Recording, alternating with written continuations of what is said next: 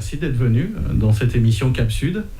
Le plaisir et l'intérêt, c'est pour moi. C'est pour toi, d'accord, pas de problème. Donc on va parler de toi. Joseph Loza, franciscain. Voilà. Oui, franciscain Bontin. Né au François ? Au François. D'accord. Exactement dans quel coin du François ? J'aime dire que je suis un balarien. Un balarien, ça veut dire quoi ? Que moi, c'est Jean Ballary. D'accord. Donc en Ballary, c'est toute cette partie du Babourg. Maintenant, on ne s'aperçoit pas de ce que c'était. Ouais. Mais quand on était Jean Ballary, c'était Bouc-Bocanal. C'est-à-dire, c'est là, la rivière a passé là, c'est ça ? Oui, Bouc-Bocanal. Et puis, c'était de la mangrove aussi à l'époque.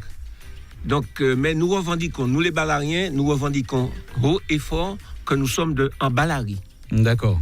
Donc là, c'est les Ballariens. Donc il y a une confrérie de Ballariens. Donc avec qui est-ce que tu vivais à cette époque dans ce secteur-là ? Dans ce secteur, et je dis que c'est ce qui m'a fait grandir. Parce qu'à l'époque, nous étions des bandes de copains. Et si j'ai appris plein de choses de la vie, c'est beaucoup en partant du bord du canal, en partant de l'autre bord, parce que quand on dit à quelqu'un l'autre bord, la personne ne voit pas, ne s'aperçoit pas de ce qu'était l'autre bord. L'autre bord, c'est qu'il fallait prendre le canot et aller donner à manger à ces cochons qui étaient à l'autre bord. Ah bon ? Donc l'autre bord, c'est-à-dire quoi ? Sur un îlet, c'était quoi ? Il y avait la rivière qui passait, ouais. Et les canots qui étaient amarrés de ce côté-ci. Il fallait prendre le canot pour passer de l'autre côté de la rivière. Et de l'autre côté de la rivière, c'est là que nous avions nos parcs à cochons et compagnie. Des frères, des sœurs, grande famille ? Oui, famille humble, famille de pêcheurs, avec des sœurs et des frères qui ont vécu la même vie que moi, avec une grand-mère et des tantes aussi, parce que j'ai perdu ma mère, j'étais très jeune. D'accord. J'avais 6 ans. Donc tu as été élevé par des frères et sœurs Ma grand-mère, mes tantes, frères et sœurs et papa. D'accord. Donc en gros, quand même une belle vie épanouie, belle enfance. Oui, parce qu'à cette époque, on se contentait de peu de choses. Ouais. Et les amis et camarades, pas seulement du bas du bourg, parce qu'à cette époque, on ne disait pas encore Ballarien, on disait bas du bourg. Et puis, nous avions des copains de partout sous le François. Et cette vie que nous avons eue ensemble avec les copains, à chaparder aussi, des fois, à chaparder les fruits et autres, cette vie nous a rendus solidaires. Nous a rendus solidaires parce que tous, nous avions quand même la même vie. À l'époque, c'était des gens qui travaillaient à l'usine, des gens qui étaient pêcheurs, des gens qui étaient petits cultivateurs. Et nous avons connu une vie simple et belle. D'accord. Et à cette époque, donc où tout le monde vivait ensemble, tout ça, donc l'école aussi à côté, au François toujours, l'école ? Toujours au François. Maintenant, il y a la maternelle, il y a tout ça, mais j'aime dire que j'étais à l'école Tablette, chez Madame Lise Danzicard, parce qu'il n'y avait pas de maternelle. Et dès lors qu'on commençait à marcher, votre mère vous mettait à l'école Tablette. J'étais chez Madame Lise Danzicard, près de l'usine. Et c'est là que j'ai commencé à côtoyer les petits camarades. C'est vous dire que ce que l'on connaît maintenant avec les écoles primaires, les écoles secondaires, il n'y avait pas tout ça avant. Il n'y avait pas tout ça. Merci aux professeurs, merci aux maîtres d'école. Merci sous toi, mon père, parce que j'allais en mer avec mon père. Le jeudi ou aux vacances, petites vacances, grandes vacances. Et il me disait souvent, tu vois comment c'est dur la vie de pêcheur. Si tu veux en sortir, apprends en classe. Parce que c'est le débouché des gens humbles. De tout ce qui voit de la misère, l'école laïque peut être quelque chose qui te fera arriver dans la vie. Donc à l'époque, il tenait déjà un discours comme cela. Il tenait déjà un discours comme ça, et je vais parler d'une personne qu'on ne connaît pas du tout. Il est mort depuis très très très, très longtemps. Il s'appelait M. Imané, capitaine Imané. Et c'était un ami à mon père. Et il disait à Victor, mon père, efforce-toi d'élever tes enfants, envoie-les en classe, et donne tout ce que tu peux pour tes enfants. Mais l'école laïque, c'est essentiel. Et mon père nous l'a toujours dit, et nous avons toujours suivi cette trace. D'accord. Donc après cette partie école, donc après le François, il y a eu... Oui, il y a eu le lycée. Il y a eu le lycée. Il y a eu le lycée parce que j'étais quand même, depuis cette époque, très curieux, intellectuellement. Je lisais de tout. Je lisais de tous les papiers que je rencontrais. Je lisais les livres que je pouvais avoir. Je lisais de tout. C'était facile d'avoir des livres à l'époque oui et non? Oui, parce qu'il y a des... Par exemple, au lycée, je suis tombé sous des professeurs qui avaient constaté mon envie de lire et ma curiosité, et qui m'apportaient des livres. Il faut dire, et je le dis à un ami que tu connais, c'est Roger Lagier, parce que nous avons chapardé ensemble, nous sommes amis et frères depuis toujours. Il me disait, mais au cas où je n'ai pas papier, on arrive à ramasser beaucoup à lire. Donc cette curiosité-là faisait que, d'une certaine manière, on pouvait être au courant quand même de tout ce qui se passe, quoi. De tout ce qui se passe, mais tu crois bien, il y avait des journaux avec lesquels on emballait la banane. C'était des rebuts de journaux de France qui arrivaient par bateau. Donc quand le journal arrivait ici, il avait 4 mois de retard. Ah oui, quand même, hein. 4 mois de retard. Donc tu étais en retard quand même de 4 mois sur les infos, alors. Oui, le Tour de France, j'avais le résultat du Tour de France que je ne connaissais pas par cœur 4 mois après. 4 mois après. Alors, le lycée Schellcher, oui? Oui, lycée Schellcher, à l'internat. À l'internat. Et c'était quelle promotion? Qu'est-ce qu'il y avait à cette époque-là? Nous étions toute une bande de franciscains. Parce qu'à l'époque, c'était difficile pour ceux qui étaient au cours complémentaire, parce que ce n'était pas encore le collège, c'était le cours complémentaire. Et ma foi, nous avons 2 ou 3 camarades qui passaient au lycée. Il fallait que les résultats soient plus qu'excellents. Donc à l'époque, on prenait vraiment les meilleurs, quoi. Tout le monde ne pouvait pas aller au lycée à l'époque. Tout le monde ne pouvait pas aller, et j'ai bon nombre d'amis et camarades qui étaient très bons en classe, mais comme ils n'étaient pas dans les 3 premiers, ils n'allaient pas au lycée. Donc maintenant, ça a changé. On dit qu'une classe d'âge, 80% d'une classe d'âge ou même plus, doit accéder au bac. Alors qu'à l'époque, on avait 3 personnes dans la commune qui descendaient au lycée. Et à l'internat, c'était la belle vie, parce que ce n'était pas comme maintenant où il y a plusieurs lycées au nord, au sud, au centre. Il n'y avait que le lycée Schellcher. Donc, à quel moment l'internat, donc on allait donc le dimanche, le week-end on rentrait à la maison? On descendait le lundi matin avec l'autobus qui passait c'était assez rare à l'époque, l'autobus. Et on arrivait au lycée Schellcher après être passé près du séminaire, parce qu'il y avait certains camarades qui allaient au séminaire. Il allait au lycée de jeunes filles parce qu'il y avait des filles aussi parmi nous. Et nous restions toute la semaine et on remontait le samedi quand on pouvait. D'accord, donc parce des que fois on restait 15 jours au lycée sans monter. D'accord. Donc, et ce qui m'a, depuis avant le lycée, depuis le collège, ce qui m'a permis d'entrer dans la vie comme ça, c'est le sport. J'attendais cette partie sport, donc pour savoir de quel sport il s'agit. Il s'agit d'athlétisme. De football, bien sûr. J'ai joué au football dans l'équipe du bas. Du Balari. Donc, qu'est-ce qu'il y avait dans cette équipe-là? Dans cette équipe, j'avais plein de camarades de l'époque. Et puis, il y avait 3 équipes au François. Il y avait le bas, le centre et le haut. Là, on apprend des choses. Des communes, des garçons du même âge. C'était des garçons du quartier, quoi. Des garçons du quartier. Donc, le bas jouait contre le centre jouait contre le bas, contre le haut. Et nous avions des terrains que nous faisions nous-mêmes. On enlevait les souches, on enlevait tout ça, et on faisait un terrain. Et j'ai constaté que j'aimais courir. Et que je courais plus que les autres au collège. Et arrivé au lycée, là, j'ai eu des performances que l'on a remarquées. Et ma foi, je me suis engagé. Et s'il y a quelqu'un je lui dois beaucoup, qui m'a encouragé, c'est quelqu'un qui est mort actuellement. Il s'appelait Bob Nordet. Vous avez peut-être entendu parler du mémorial Bob Nordet. C'est quelqu'un qui travaillait à la justice à Fort-de-France. Et un camarade du Carbet, tiens-toi bien,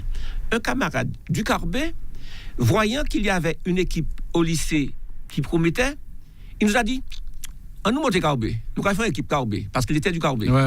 Et là, il y avait des gars du sud, des gars du centre, des gars de Fort-de-France, et on est monté au Carbet. Et là, grâce à Bob Nordet, qui était un monsieur avec un cœur gros comme ça, et un coach qui à l'époque était très bon. Nous avons fait de l'athlétisme.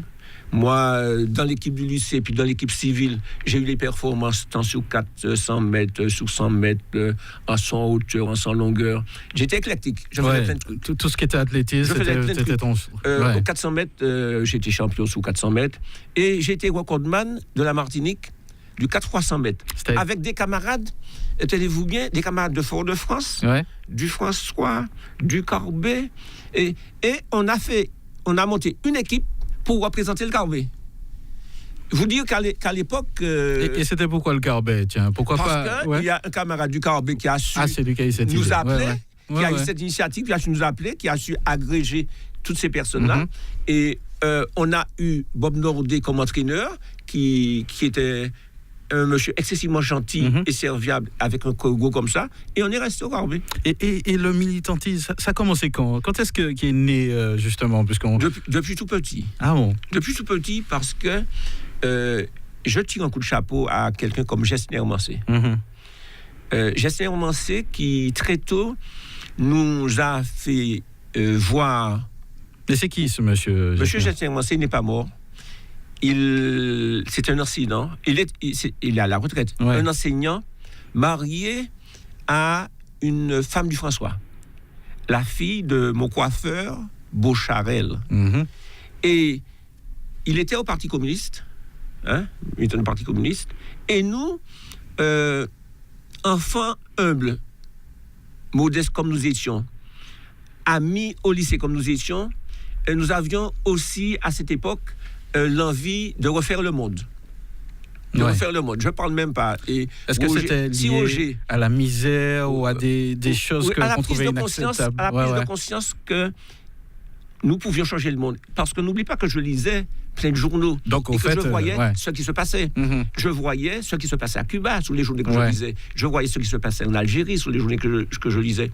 Et je ne parle même pas de l'épisode si Roger écoute, Roger comprendra. Quand je lirai le maquis, je ne dis pas plus, il comprendra.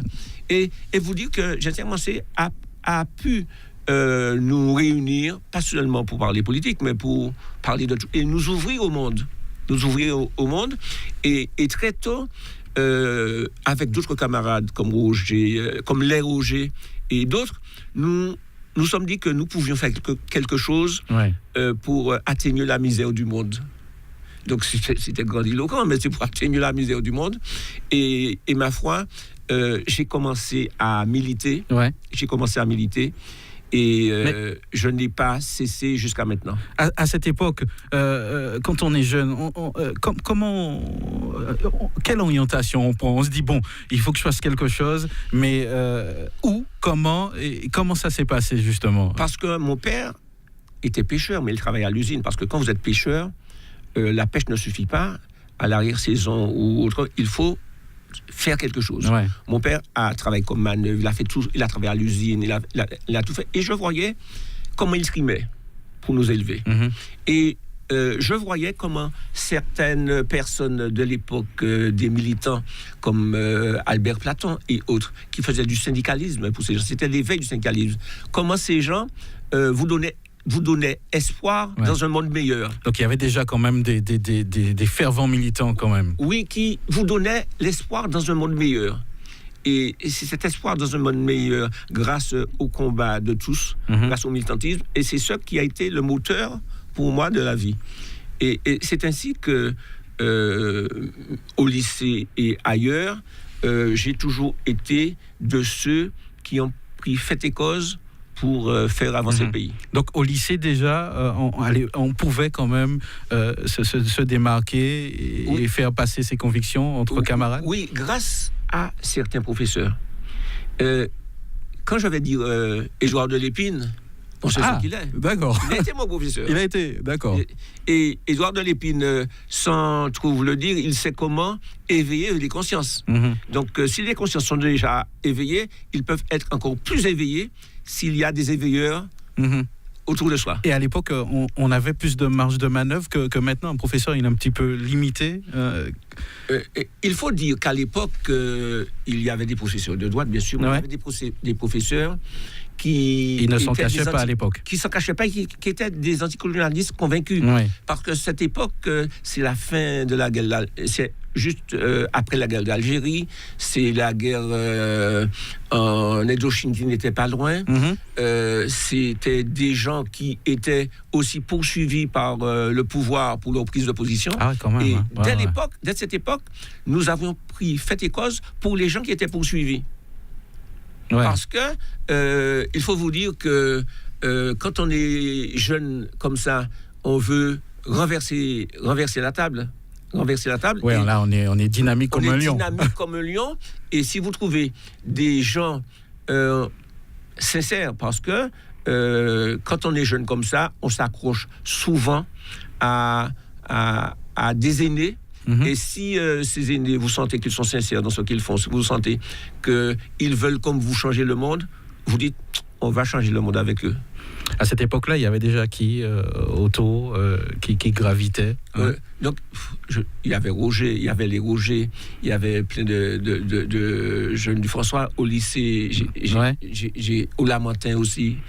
J'ai connu des camarades fort avancés. Donc, à cette époque-là, on a ça dans la tête, mais est-ce tu pensais déjà au métier que tu ferais pendant tout ça?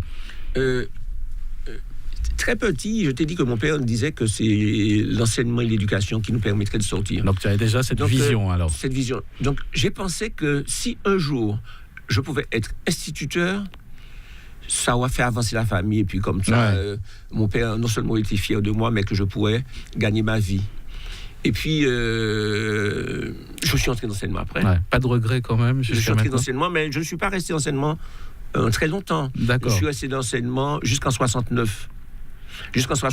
Et quand j'aime à dire, un jour, je me réveille un jeudi, j'habite le Lamentin, j'entends qu'on fait un appel pour une raffinerie qui va être montée en Martinique. Et moi qui ai depuis très longtemps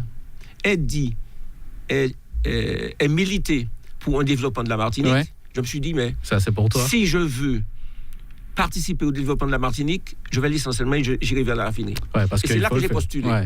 Mais ce que je n'ai pas dit, et c'est la chose la plus importante de ma vie, c'est que je me suis marié jeune. Je me suis marié à 20 ans. À 20 ans. Et s'il fallait le refaire, je le referais. Ah, ça c'est bien ça.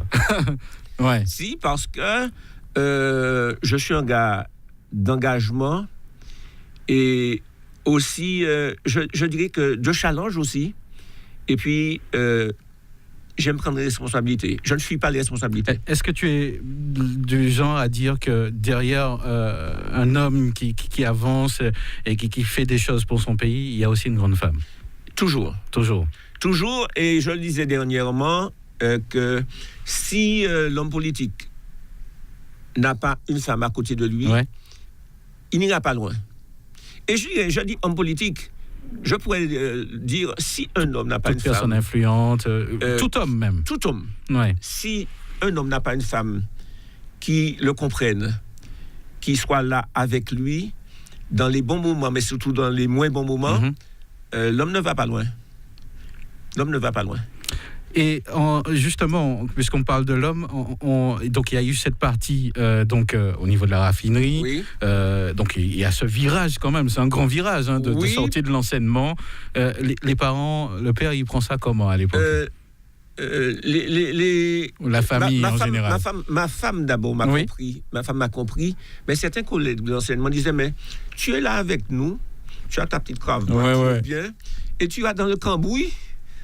Parce qu'une raffinerie, c'est sale, ça sent mauvais. C'est pas comme maintenant, aussi moderne. Oui, mais ça sent mauvais. Une raffinerie, on ne connaît pas. Je dis non, c'est ce que je veux faire. Je veux participer au développement du pays. Et ça a duré combien de temps à la raffinerie? Je suis resté en raffinerie plusieurs années, jusqu'en 2002. Ah ouais, quand même. Et non seulement en raffinerie, j'ai quasiment tout fait en raffinerie. Je suis entré à l'usine proprement dite, c'est-à-dire à la fabrication, là où on fabrique vraiment les produits pétroliers.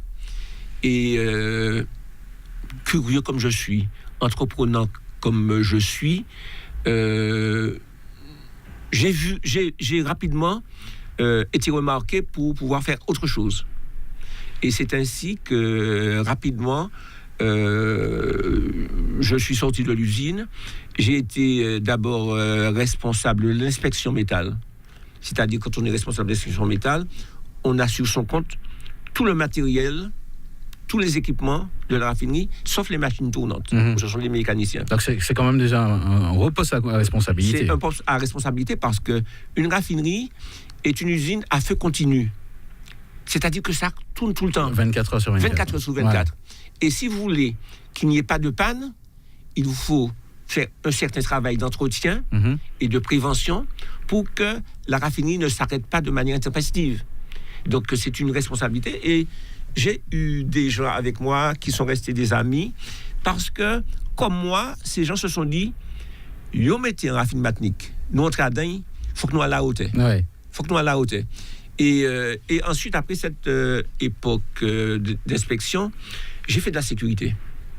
Parce que depuis tout petit, je suis quand même interpellé par l'insécurité des gens, par les situations de catastrophes et autres. Et j'ai été aussi responsable, non seulement de l'inspection, mais de la sécurité en général. Parce qu'une raffinerie, c'est une usine où il y a des risques c'est à haut risque. D'inflammation et d'explosion. Donc, j'ai été responsable de cette partie, et à la fois inspection et à la fois sécurité, où je suis resté quand même pas mal de temps.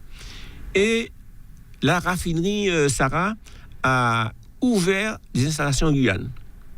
Donc ça t'a permis de voyager, je suppose. Donc j'ai pas été le premier responsable. Ouais. Ça a été un détaché qui en a eu la responsabilité. Et quand il a fallu remplacer ce détaché, on a pensé à moi qui avait fait le tour de raffinerie dans beaucoup de secteurs.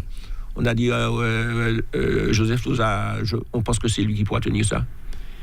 Et je suis allé en Guyane, où j'ai eu la responsabilité des installations de Sarah de la Guyane. Donc tu es resté un petit moment en Guyane alors. Oui, c'était un moment intéressant de ma vie. Ouais.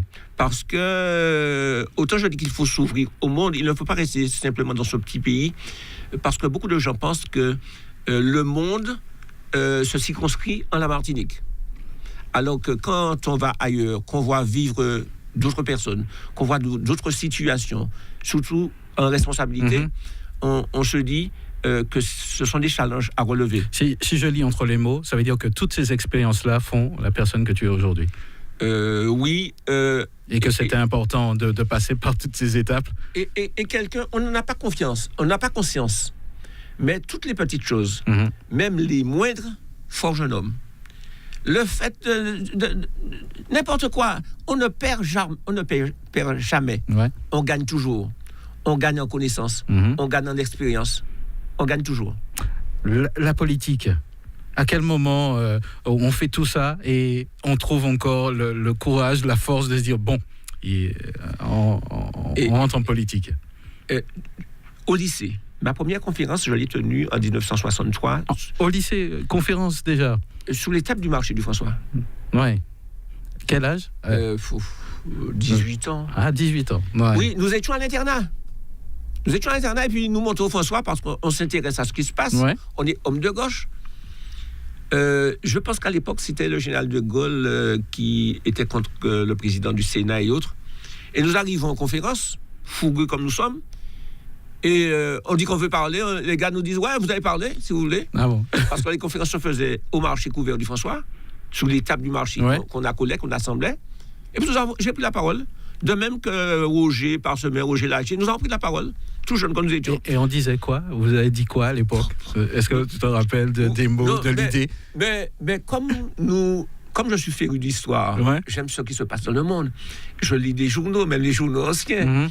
Et puis, nous avions des anciens qui étaient du Parti communiste ou autres, parce qu'il n'y avait pas que des gens du Parti communiste, il y avait des gens, des démocrates, et des professeurs, qui étaient quelquefois nos anciens professeurs, et nous étions dans la mouvance anticolonialiste, anti-impérialiste. Nous étions dans la mouvance, et ma foi, il faut dire qu'en 71, après, nous avons été de ceux qui ont participé à l'élection d'Ernest Von Adjou.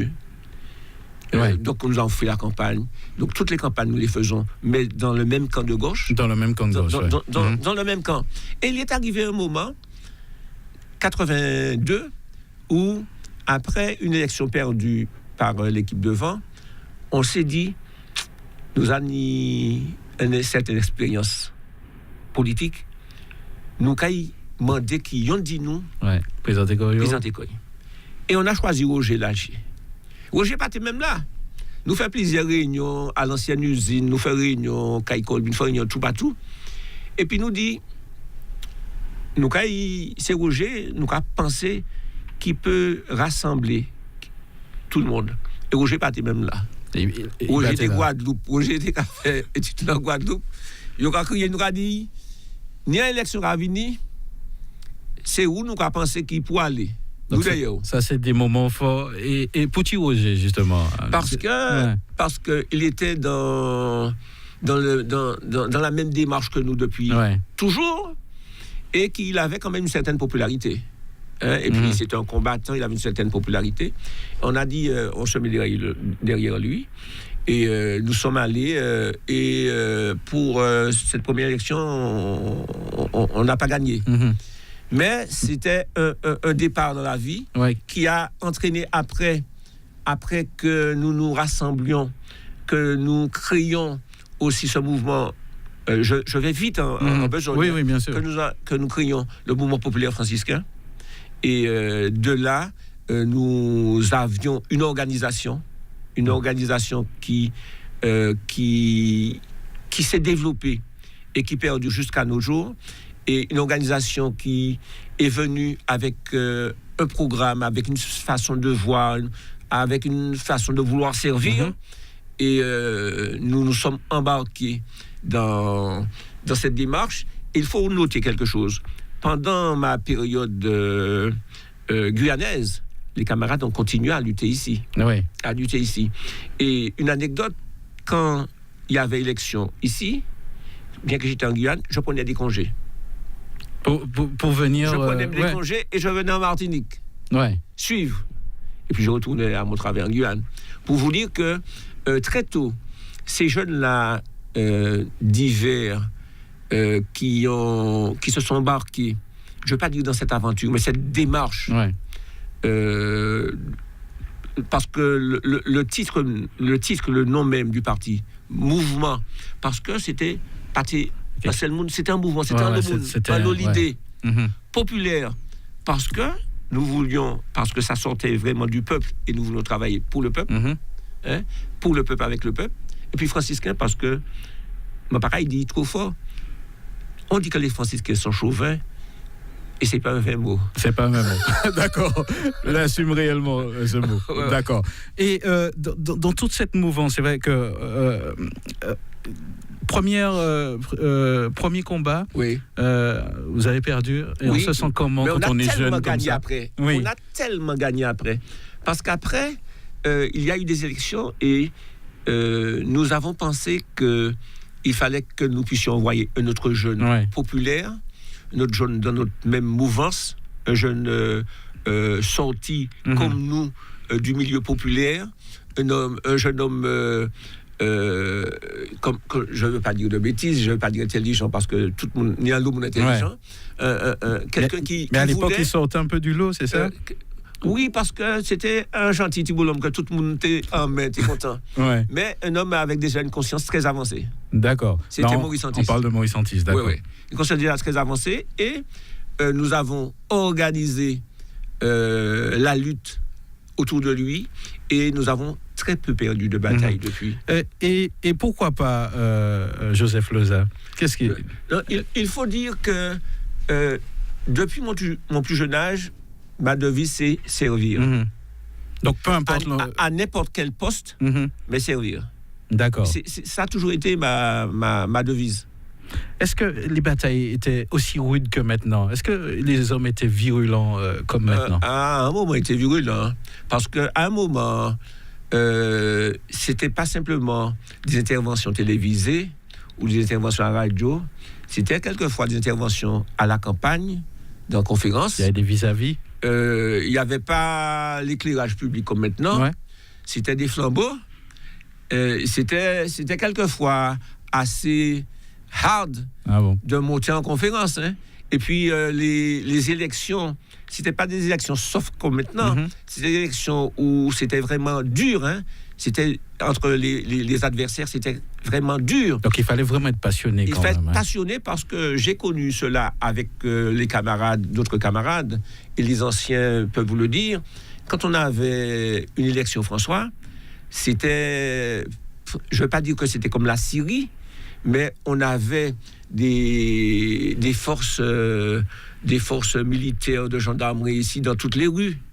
On avait quand même une situation difficile et tendue lors des élections. Et nous étions là, nous étions aux premières loges. Ouais, et jeunes quand même à l'époque. Jeunes aux premières loges à regarder, et jeunes aux premières loges. Donc nous avons été forgés et bâtis par tout ça. Ouais.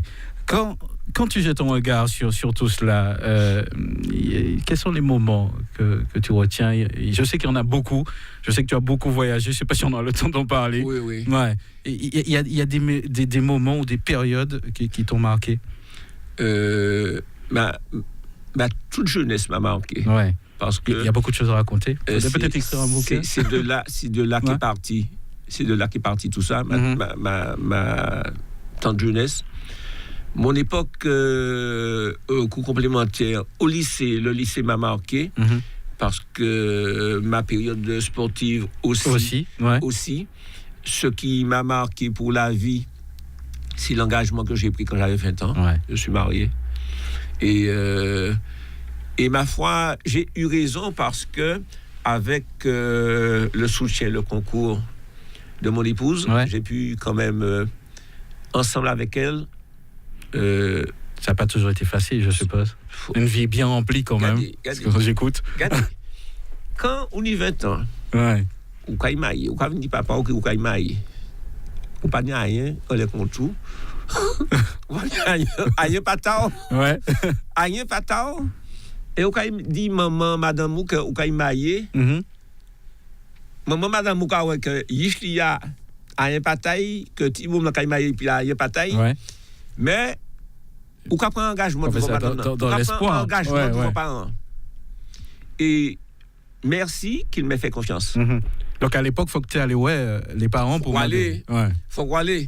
Et merci qu'il m'ait fait confiance parce que je dois trouver les moyens qui m'ont peut-être un petit peu sérieux, qui m'a fait bien. Et ma foi, cette période m'a marqué. Et puis aussi, ma vie professionnelle m'a marqué énormément. Elle m'a marqué parce que ça a été une vie d'engagement, une vie de responsabilité. J'ai beaucoup pris de responsabilité parce que j'ai parlé de la Guyane, mais j'ai été aussi responsable aussi des stations de Guadeloupe, de Sara de Guadeloupe. Et tout ça, c'est une vie de responsabilité. Et c'est à cause de ces responsabilités que je ne me suis pas plus engagé à l'époque. Mais ce que je te dirais, j'ai été de ceux qui ont, avec d'autres camarades, écrit les conventions de Sara qui ont donné, parce que j'ai été, ce que je n'ai pas dit jusqu'à maintenant, on en reparlera, je suis un syndicaliste. Et nous avons écrit les conventions de Sara qui donnaient certains avantages aux travailleurs, aux salariés. Et j'ai pu partir en 2002 avant d'entrer officiellement à la retraite. Et je suis parti pour servir la ville du François. Donc ça ne s'est pas arrêté à la retraite, on continue encore. Je suis parti avant terme, avec des avantages bien sûr, à la retraite, pour servir la ville du François. Et mon engagement syndical, on pourrait en rester longtemps dessus. Parce que j'ai fait du syndicalisme en tant qu'enseignant. Comme tout le monde. Il y avait des choses à revendiquer à l'époque. Oui, il y avait, parce que c'était précaire. Mais je n'étais pas un dirigeant, j'étais simplement un adhérent.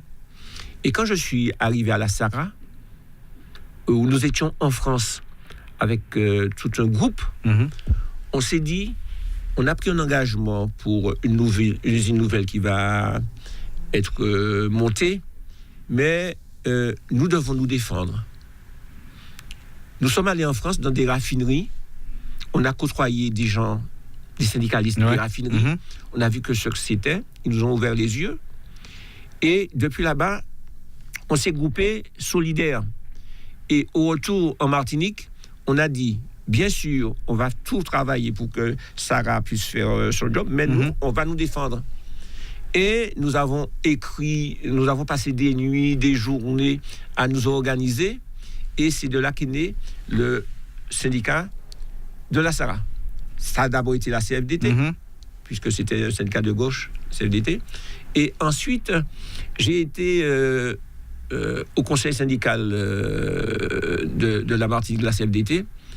Et avec d'autres camarades, comme Denis Lange et beaucoup d'autres, surtout Linette Beausoleil, qui est morte depuis, nous sommes dit, revendiquons le syndicalisme martiniquais. Et nous sommes passés de la CFDT à la CDMT. Nous avons créé la CDMT. Ouais. Un petit groupe, nous avons créé la CDMT. Avec Marie-Sainte, Henri Marie-Sainte, qui est mort depuis, avec Catherine, qui est encore là. Qui est encore là. Nous avons créé la CDMT pour un syndicalisme ancré sur nos réalités martiniquaises. Donc toujours cette fibre de vouloir aider, de changer les choses. De changer les choses et de défendre. De défendre surtout les plus humbles. Alors, on va arriver justement, on va parler un petit peu de la Martinique dans le reste du temps qui nous reste. Ouais. Donc, après tout ça, donc, tu as pu voir les différents virages, les changements dans cette Martinique. Ouais. Les grands moments, justement, dans tous ces changements que tu retiens. C'est vrai, il y a eu les élections, notamment au François. Ouais. Il y a eu tout ce parcours aussi avec Aimé Césaire, où vous aviez de bons contacts. Me semble. Aimé Césaire, mon père est pêcheur. Mon père va en mer le dimanche. Et c'est moi qui vends le poisson, souvent. C'est moi qui vends le poisson souvent au marché du François. Il me dit, il y a Aimé Césaire qui est venu au François dimanche tard. Allez écouter la conférence là. Parce que, comme mon père et ses amis disaient que quand Aimé Césaire parle, il avait une phrase célèbre, le Larousse sourit. Donc, il y avait une phrase célèbre qui faisait honneur au discours d'Aimé Césaire. Et il voulait toujours, quand Aimé Césaire parlait, que j'aille écouter. Ouais. Que j'aille écouter parce que c'était belle parole. Et ensuite, avec la mouvance des camarades, on a toujours fait en sorte de nous former. De nous former pour pouvoir s'exprimer. Parce que maintenant, c'est la radio, je suis là, tu es en face de moi, mais à l'époque, en conférence, tu avais la foule devant toi. C'était le contact direct avec le public. Tu avais la foule devant toi. Ouais. Donc, il fallait tenir le micro. Et quelquefois, quand tu tenais bien le micro, certains amis te disaient Tchembei, parce que celui qui devait te remplacer au micro n'était pas arrivé. Ouais. On te disait Tchembei, donc tu as déjà fini de dire ce que tu as à dire, mais il faut rester 5 minutes, 10 minutes, 20 minutes, et il faut trouver des choses pour ne pas dire des bêtises non plus. Ouais, c'est ça. Et donc cela nous a tous, à l'époque, beaucoup formés. Hein. Quels sont les principes, justement, parce que je sais qu'il y a beaucoup de jeunes qui nous écoutent, ils se disent oui, jusqu'à maintenant, de toute façon, c'est possible, parce qu'on dit on a tendance à dire que les jeunes ne s'intéressent pas à la politique, ce qui doit être certainement fausse, mais quels sont les principes qui t'animaient et que tu as encore gardés? Servir. Servir parce que j'ai beaucoup reçu de mes parents d'abord, de ma famille, de mes amis, de mes maîtres, de mes entraîneurs. J'ai beaucoup reçu. Ouais. La vie m'a beaucoup donné. Et il faut que je remette. Je ne remettrai jamais à hauteur de ce que j'ai reçu. Ouais. D'accord. Et donc, toute la partie, la carrière politique a continué. On ne va pas rentrer dans tous les détails. Il y a eu de grosses batailles au François. Et puis après, on va justement raconter un petit peu ce qui s'est passé. Puis depuis, à la municipalité, donc le mouvement populaire qui continue à être présent au François. Et dans toujours cet objectif de servir, c'est ce qui vous anime. Oui, parce que quand je suis revenu au mouvement populaire franciscain, nous sommes allés aux élections, nous avons gagné, et je tiens à le souligner, nous avons gagné plusieurs fois, plusieurs batailles, et quelquefois, nous avons fait élire des gens qui nous ont laissés. Mm-hmm. Mais le découragement n'est pas du mouvement franciscain. Nous ne connaissons pas le découragement au mouvement populaire franciscain, et chaque fois nous sommes retournés à la bataille, nous sommes retournés et nous avons quasiment toujours gagné. Bien sûr, il y a eu des peines quand même. Il y a eu des peines, il y a eu des peines, mais toujours on a su rebondir. On a su rebondir et remonter. Est-ce que à toute cette époque, tu penserais qu'aujourd'hui tu serais maire du François? Je ne le pensais pas. Vraiment. Je ne le pensais pas. Quand tu te formes comme ça, arrivé à un certain âge, tu es disponible. Tu es disponible et tu es conscient que tu as les capacités de le faire. Tu es conscient que tu as les capacités. Et quand tes amis viennent te voir, te dire « Jojo, voici la situation telle qu'elle est. » Et quand ton meilleur ami vient te dire « Voilà la situation telle qu'elle est. » Et on pense que c'est toi qui feras l'affaire. Tu n'as pas le droit de répondre tout de suite. Tu n'as pas le droit de répondre tout de suite parce que, je te le disais tout à l'heure, un homme ne vit pas tout seul. Il y a toute une famille. Exactement. J'ai vu ma femme, j'ai vu mes enfants. Mes enfants qui, disons-le, a suivi le même cheminement que leur père et qui, très tôt, se sont engagés en politique, ont fait même des études politiques, qui sont dans la mouvance de gauche. Et très tôt, ils m'ont dit... Papa... De même, ils se sont dit, ils ont suivi, ils ont vu aussi leur père à l'œuvre.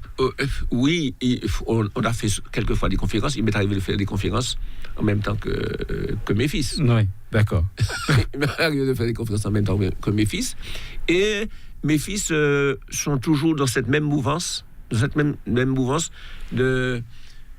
revendication pour toujours plus de Martinique. Toujours vertical, parce que chez nous, le maître mot, c'est la verticalité. On ne baisse pas la tête, on est vertical. Et un aspect qui est récent, on n'en a pas parlé, c'est l'amour que nous avons de là d'où nous sortons, c'est d'Afrique. Depuis toujours, j'ai voulu connaître encore plus sur l'Afrique. J'ai chéri l'Afrique depuis toujours et on a fait notre arbre généalogique de la famille Loza et on sait même de quelle région d'Afrique on sort. Ça c'est bien, ça c'est encore l'idée de rechercher un petit peu ses racines, ses sources. Et j'ai eu l'opportunité d'aller en Côte d'Ivoire.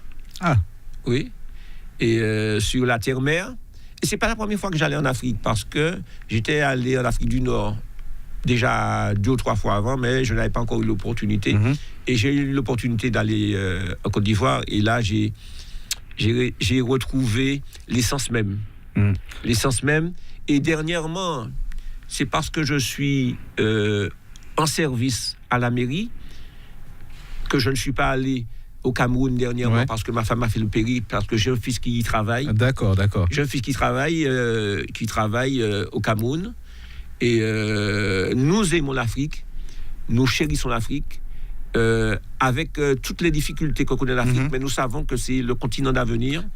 Et puis, nous pas haïens si nous passons à côté de nous sortir. Voilà, ça c'est vrai, maître mot. Alors, on prendra le temps une prochaine émission pour parler des voyages, parce qu'il y a Cuba, je sais, aussi. Il y a l'Amérique du Sud, beaucoup l'Amérique du Sud. Exactement. Beaucoup l'Amérique du Sud. Donc, on parle très rapidement de la Martinique. Est-ce qu'il y a des choses qui te chagrinent quand on est maire d'une commune, on est aussi un homme, et le regard du maire est celui aussi de Joseph Lozat. Ouais. La situation du pays est difficile. Et ce n'est pas peu dire que de dire difficile, parce que la Martinique, actuellement, est une terre où les jeunes sont au chômage, où l'environnement est difficile à vivre, où on sent que, même au sein des familles, ce n'est plus comme avant, quand nous étions petits, que la réalité des familles maintenant, ça m'interpelle. Et je le disais dernièrement, nous étions camarades, nous, plus solides avant. Est-ce que ça veut dire que les mondes étaient plus courageux avant? Oui, les gens étaient plus courageux avant. Ouais. Les gens étaient plus courageux. Et je ne suis pas contre le fait qu'on aide les gens. Je ne suis pas contre le fait qu'on aide les gens. Mais je sens que les gens maintenant quémandent un petit peu. Baissent un peu les bras. Et allongent la main souvent. Un peu facilement. Un peu plus facilement. Et il manque, à mon avis, un peu de courage pour affronter la vie. Quand on est maire comme ça, est-ce que des fois, on veut faire des choses et puis on sent qu'on ne peut pas? Tous les jours. Ça arrive tous les jours, parce que à cette place-là, tu es en contact direct avec la réalité sociale du pays. Ouais. Et tu vois régulièrement, tous les jours, des gens qui viennent à toi, qui te parlent de leurs problèmes, des problèmes qui sont réels. Et tu vois ce que tu peux faire de minime. Mais surtout, tu vois ce que tu voudrais faire et que tu ne peux pas faire pour ces gens. Ça, c'est important de le dire, parce que là, au moins, on met le doigt sur quelque chose. Ouais. Et est-ce que ça arrive des fois que c'est des choses qui trottent dans la tête, en arrivant le matin à la mairie, dit tiens, il y a tel problème qui m'attend, telle chose. Les camarades et amis me disent, mais comment tu fais? Quand je pars de la mairie, quand j'arrive chez moi, je suis à ma maison. C'est important de faire la distinction entre les deux. À ma maison. Oui. Je ne vais pas dire que je mets tout de côté, mais je suis à ma maison. Mais le lendemain matin, quand je prends la voiture et que je démarre la voiture, je suis déjà quasiment à la mairie. Oui. Donc, il y a cette parenthèse de mon domicile, de mon chez moi, où j'aime beaucoup les fleurs, j'aime beaucoup les arbustes, j'aime beaucoup les plantes. Donc c'est un sas. J'aime l'environnement. Et c'est une décompression. Une décompression en dehors de l'accaparement politique. Mais à partir du moment où j'ai pris ma voiture, je descends au bourg, je suis déjà dans tout ce qui m'attend. D'accord. Les gros chantiers de la ville du François. Je sais qu'en ce moment, il y a le problème des sargasses. Ah oui, ça, c'est... J'y reviens. Oui. J'y reviens ce matin, figure-toi, à 6h30, j'étais déjà à Presqu'île. Et la semaine dernière, je commençais ma journée par le bord de mer, par le rivage. Parce que c'est un problème prégnant, un problème difficile. Est-ce que, si je dis la vérité, qu'on dit qu'on se sent impuissant par rapport à ça, en quelque part c'est-à-dire, on a des moyens, mais on ne sait pas lesquels adapter, peut-être? Non, mais on n'a surtout pas de moyens. Ouais. Ou mieux dire, on a peu de moyens. Peu de moyens parce que ce phénomène dont on parle actuellement, le phénomène de sargasse, ça ne fait pas longtemps que ça a apparu. Donc c'est nouveau. Donc on n'a pas du recul. Donc on va à tâtons quelquefois. On ne connaît surtout pas la réalité des choses. Il est important de dire les choses franchement, que la population comprenne. Ouais. Franchement, pour que la population comprenne, mais que la population comprenne aussi que, comme c'est nouveau, par exemple, la situation des sargasses vis-à-vis de la santé des gens. Nous savons que ça dégage de l'H2S. Je t'ai dit que je suis passé raffinerie. Et il n'y a nulle part où il y a autant d'H2S qu'en raffinerie. On produit des H2S, on brûle à la torche. Donc c'est un gaz que je connais depuis très longtemps. Je connais sa toxicité. Je connais l'odeur d'œuf pourri, je sais que c'est gênant. Ouais. Je sais que quand ça arrive au rivage et ça pourrit, même pour la faune et la flore, c'est difficile. Mais tu te rends compte que tu n'as pas beaucoup de moyens, Trois-Villes. Tu essaies de faire ce que tu peux. Tu essaies d'alerter les pouvoirs pour qu'on mette des balises, pour qu'on connaisse l'H2S qui sort, à quel pourcentage, à combien de ppm ça sort. Mais au fond, on sent que c'est pas suffisant. Tu es démuni et le préfet est monté chez nous samedi. Il est allé à 2 endroits au François. Il a la frégate S2 et il est monté à Presqu'île. Mais là, j'ai vu un préfet qui est allé sous le terrain. La sous-préfète aussi est montée plusieurs fois sous le terrain avec nous. Et on sent qu'il y a des choses que l'État devra faire avant nous. Parce que les sargasses viennent de la mer. Et avant d'arriver au rivage, ça arrive par la mer. Qu'est-ce qu'on va faire? Surtout qu'il y a 2 ans qu'il n'y a pas eu d'échouage. Et les gens se sont dit, pas seulement l'État, ah ouais, sargasse là, fini. Mais sargasse là, bite des mérites dans les eaux. Ils disent, on n'est pas fini. Donc, il y a énormément de choses à faire. Et surtout qu'au François, et j'étais dans une réunion juste avant de venir ici, c'est pourquoi les gens doivent m'excuser de ce retard que j'ai eu. Et je disais que si au Diamant, à Saint-Us, là où il y a de belles plages, de grandes plages, on peut ramasser facilement les sargasses. Tandis que les rivages du François, c'est pareil, Robert. C'est difficile à avoir accès. C'est excessivement difficile. Et tous les petits coins sont particuliers. La Presqu'île, c'est pas frégate. Frégate, c'est pas mansarde. Donc vraiment, il y a une réflexion à faire chaque fois.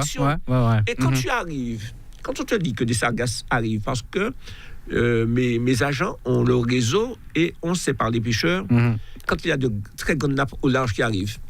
Quand on te dit qu'il y a une très grande nappe qui arrive, et quand on te dit que le François va recevoir un paquet, et qu'on te dit ça va vers Presqu'île, vers la baie du François, et que tu prends ta voiture, que tu arrives à 6 heures du matin à Presqu'île, et que tu vois la baie complètement bouchée, tu as dû voir sur Facebook. Oui, j'ai vu les photos, c'est quelque chose, c'est impressionnant. C'est impressionnant, tu te dis, à la place que tu occupes, waouh, ça m'a fait. Voilà. Tu te dis, waouh, ça m'a fait. Et bien sûr, la connaissance insuffisante du phénomène est atténuée après parce que il y a une bonne partie des sargasses qui coulent. Donc, on ne connaît pas encore suffisamment le phénomène pour prévoir que ça va arriver. Donc, c'est en marchant qu'on connaît le chemin. Donc ça, c'est des gros chantiers. Voilà. Un très gros chantier. Et au niveau du François, on va continuer très rapidement, il ne reste pas beaucoup de temps. Donc il y a eu un des gros chantiers qui s'est terminé, l'église du François. Et parce que nous avons beaucoup construit. Nous avons beaucoup construit. Vous avez une volonté aussi au niveau des logements. Et quand je te dis ça, je te parle de l'engagement du mouvement populaire franciscain. Nous avons beaucoup construit et reconstruit. Mais maintenant, beaucoup de choses que nous avons eu à construire ont un certain nombre d'années. Donc il faut l'entretenir aussi. Donc il faut l'entretenir et puis maintenant, il faut penser à des travaux importants. Des travaux importants qui coûtent cher. Nous savons que nous avons ça à faire. Tu as parlé du problème de logement. Comme partout en Martinique, il faut qu'on construise. J'ai beaucoup de demandeurs de logement. Maurice Antis me le disait, mais je le vois maintenant. Le jeudi, quand on reçoit du monde, beaucoup de gens viennent pour un logement. Pour un logement. Donc, beaucoup de gens viennent parce qu'ils ne travaillent pas ou que leur enfant ne travaille pas. C'est ça. Et maintenant, beaucoup plus qu'avant, je vois beaucoup de gens qui viennent pour un bon alimentaire. Et ça te fend le cœur. Et toutes sortes de catégories. Ça te fend le cœur quand, comme moi, tu as connu une enfance difficile. Tu as vu des voisins avoir des difficultés pour nourrir leur famille. Chez nous, ça nous tenait, nous t'es qu'à manger bon tiers. Mais quand une mère vient près de toi et te parle de ses problèmes et que tu n'as de solution que lui donner le minimum, même si tu veux, tu ne peux pas. Donc, c'est pourquoi je dis que la situation sociale en Martinique est vraiment difficile. Donc finalement, un maire, il est un petit peu psychologue en quelque part finalement, puisque le contact direct comme ça avec des gens qui vivent des situations difficiles, il faut pouvoir leur dire quelque chose. Oui, quand même. Et l'avantage, je ne sais même pas s'il faut parler d'avantage, mais la compréhension des situations. Quand tu n'es pas sorti des cuisses de Jupiter, il y a cette compréhension des situations que tu as parce que tu as vécu, parce que tu l'as vu autour de toi. Tu as vécu ça, ouais. Que tu l'as vu autour de toi. Donc tu comprends la souffrance des gens. Et ma foi, ton engagement de faire pour amoindrir la douleur des gens, tu l'as toujours ancré en toi. Mais la réalité, c'est que tu ne peux pas, quelquefois, avec les situations économiques et budgétaires, faire ce que tu voudrais. Alors, avant de terminer, monsieur Joseph Loza, quelque chose un coup de cœur, quelque chose qui fonctionne, tout, on va pas dire que tout va mal, il y a quand même des choses... Oui, il y a beaucoup de choses qui fonctionnent. C'est l'engagement de mes collègues. Ouais. Il y a des collègues qui sont à la tâche, là. Ils sont à la tâche. Il y a un vrai travail de fourmi, on ne les voit pas forcément. Ils sont préoccupés comme moi-même de la situation. Et ils donnent tout ce qu'ils peuvent. J'ai aussi des gens, des équipes autour de moi. J'ai des équipes autour de moi qui donnent tout ce qu'ils peuvent. Et j'ai des agents de la mairie qui sont à la tâche. Ils n'ont peut-être pas toujours tous les moyens. Ouais. Ils sont volontaires. Mais ils sont volontaires et je leur demande. C'est la première fois que j'entends un maire qui parle de ses agents comme ça. Oui, je leur demande d'être toujours à la tâche et de servir le François. Je leur demande, comme je le demande à mes collègues élus et je sais qu'ils sont à la tâche, je leur dis, le François attend de nous. Et surtout pour les agents, je dis aux agents, mais vous êtes payés, je fais tout mon possible pour que vous soyez payés. Et ce que je n'aime pas, je ne l'ai pas dit je ne l'ai pas dit encore, je n'aime pas les gens qui trichent. De tout temps, depuis petit. Depuis petit, je n'aime pas les gens qui trichent. Et je veux que les gens aient conscience de leur job, de l'effort qu'on leur demande, et j'aime tellement que les gens donnent le maximum d'eux-mêmes. Je crois qu'on va terminer sur quelques mots. Je vais te laisser quand même dire le mot de la fin. Donc, on a vu que c'est pas... Pour avoir le titre, ça va avec tout ce qui va avec. On n'est pas rentré dans tous les détails. Hein. L'idée justement de cette émission, c'est de parler un petit peu des maires, des personnalités et de la tâche. Elle est grande. On n'est même pas rentré dans tous les axes, mais le projet, le coup de cœur, ce que tu aimerais faire dans les prochains jours à venir, les prochains mois. Oui. Ou les prochaines années. Les prochaines... Et j'ai dada presque. Je suis interpellé par les risques majeurs. Oui. Tout le monde sait ça. On vit sur une île, on le rappelle. On vit sur une île. J'ai passé beaucoup de temps, et je passerai encore, à mettre en garde les gens et à faire de la prévention. Parce que, situés comme nous sommes situés sous lac Antillais, nous savons que du jour au lendemain, on peut avoir une catastrophe. On peut avoir un séisme. On attend un big one, mais je ne dis même pas. On peut avoir un séisme important. Le risque tsunami n'est pas à prendre à la légère. On ne cesse de le rappeler, mais... On ne cesse de le rappeler. Nous avons les risques de mouvement de terrain. Nous connaissons Soleil-Levant. J'ai même un frère qui habite tout près. J'aimerais que les gens prennent conscience que nous sommes sur une île et qu'il faut qu'on fasse de la prévention parce que nous chérissons notre île, mais il y a des dangers, il faut faire attention. Et comme on dit, c'est pas l'en bas et fait que nous avons dit, ça nous a fait. Et puis il m'a dit que si vous prenez garde, pas ni joue malais. Qui est arrivé en plein soleil, peut-être. Et puis le coup de cœur que j'aimerais faire, c'est le coup de cœur à mes parents. Oui, ils m'ont dit, je te attends Jojo pas dit temps. Jojo a passé tout le temps depuis hygiène les autres. Mais à un moment arrivé, il a tout le temps. Ben voilà, c'était le mot de la fin. Donc c'est un plaisir de te recevoir à la radio, Joseph Loza, maire du François. On prendra le temps de se revoir parce qu'on n'a pas eu le temps de parler des voyages, des anecdotes de l'Afrique, de Cuba. Donc on prendra le temps dans un autre cadre. Donc j'espère que les auditeurs ont bien profité de ce moment enrichissant où tu t'es livré. Oui, comme je ne l'ai jamais fait. Comme je ne l'ai jamais fait, mais je suis un gars ouvert. Je suis un gars ouvert. Et puis, en fait, j'aime les gens. Voilà, on va terminer sur ces quelques mots. On va remercier Dominique pour la réalisation technique et puis José qui fait la captation.